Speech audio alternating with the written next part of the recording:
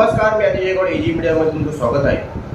मित्रांनो, विशिष्ट टायटल तुम्ही वाचत असेल की जर कोर्टाने सुप्रीम कोर्टाने जर उद्धव बाळासाहेब ठाकरे यांना त्यांचं जे मूळ नाव आहे शिवसेना पक्षाचं आणि जे त्यांचं चिन्ह आहे धनुष्यबाण हे जर परत दिलं तर रायगड जिल्हा परिषदेमध्ये जे सदस्य निवडून आलेले आहेत शिवसेनेच्या चिन्हावर म्हणजे धनुष्यबाण या चिन्हावर तर त्यांचं काय होईल.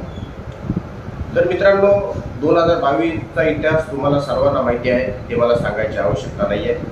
सध्या सुप्रीम कोर्टाची अंतिम सुनावणी ही शिवसेना नाव आणि चिन्ह याच्यावर चालू आहे आणि लवकरच त्याचा रिझल्ट हा येणार आहे. मित्रांनो, जर का रिझल्ट हा उद्धव बाळासाहेब ठाकरे यांच्या बाजूने लागला तर 2024मध्ये ज्या विधानसभेच्या निवडणुका झालेल्या आहेत, त्याच्यानंतर 2026मध्ये ज्या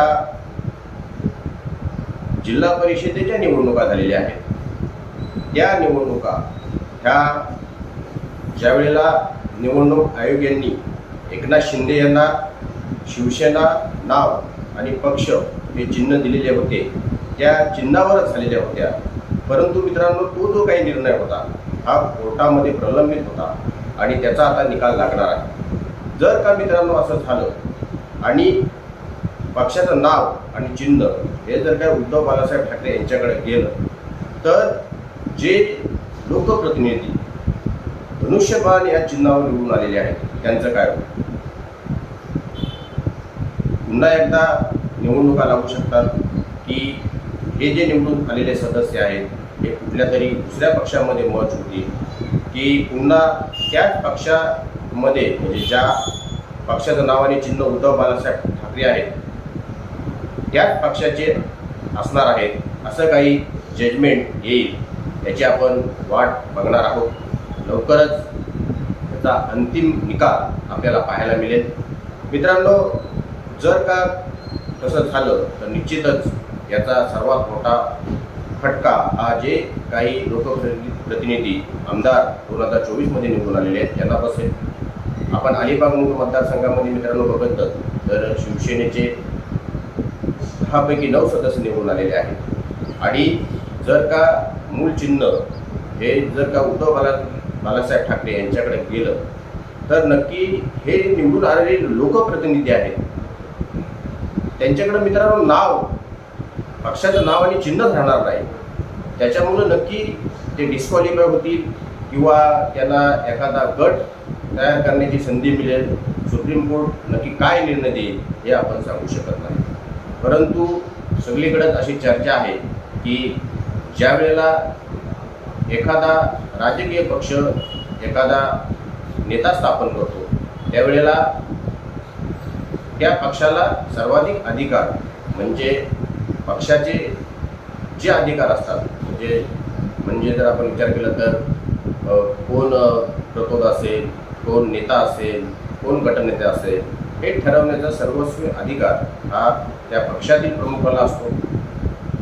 विधिमंडळातील जो पक्ष असतो म्हणजे गटनेत्या याच्या मार्गदर्शनाखाली जे निवडून आलेले लोकप्रतिनिधी काम करत असतात त्यांना एवढे अधिकार नाही आहेत. आणि जर आपण पाहिलं तर विधिमंडळातील जे प्रमुख होते एकनाथ शिंदे यांच्याकडे लोकप्रतिनिधी यांची संख्या जास्त होती म्हणून निवडणूक आयोगाने त्यांना शिवसेना पक्षाचं नाव आणि चिन्ह दिलेलं होतं. परंतु मित्रांनो, तो निर्णय कोर्टामध्ये पेंडिंग होता आणि त्याची आता सुनावणी चालू झालेली आहे.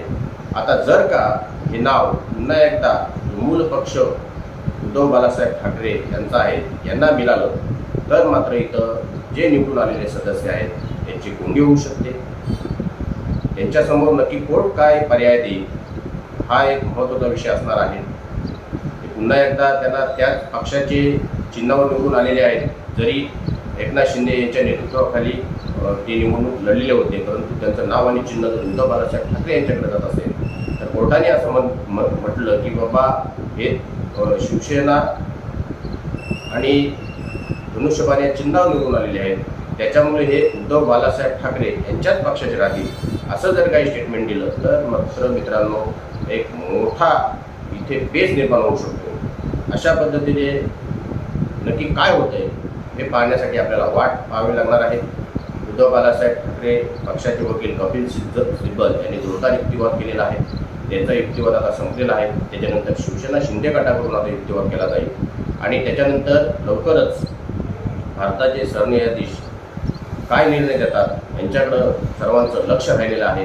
आणि ह्या गोष्टी ह्या सध्या ज्या बातम्या आहेत ह्या सध्या सोशल मीडियावर, डिजिटल मीडियावर आणि मेनस्ट्रीम मीडियावर जोरदार प्रदर्शित होत आहेत। नक्की काय होईल?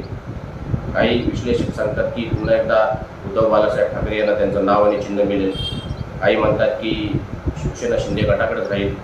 बघूया मित्रांनो काय होईल। परंतु ह्या निर्णयामुळे जे लोकप्रतिनिधी आहेत यांची तर धाकधुकी वाढलीच आहे, परंतु अतिशय कष्टाने जिल्हा परिषदेवर जे निवडून गेलेले सदस्य आहेत त्यांची सुद्धा मित्रांनो इथं धाकधूक निश्चितच वाढलेली असणार। नक्की काय होत आहे हे आपण येणाऱ्या कार्यकालामध्ये बघूया। म्हणून मी या विषयाचा टायटल दिलेला आहे की जे जिल्हा परिषद सदस्य आहेत ते पुन्हा एकदा उद्धव बाळासाहेब ठाकरे यांच्या पक्षामध्ये कोर्टाने जर सांगितलं तर त्यांना जावं लागेल, किंवा पुन्हा एकदा त्यांना डिस्क्वालिफाय कोर्टाने समजा केलं तर पुन्हा एकदा ह्या निवडणुका होऊ शकतात। पाहूया, म्हणून हा एक छोटासा व्हिडिओ बनवला।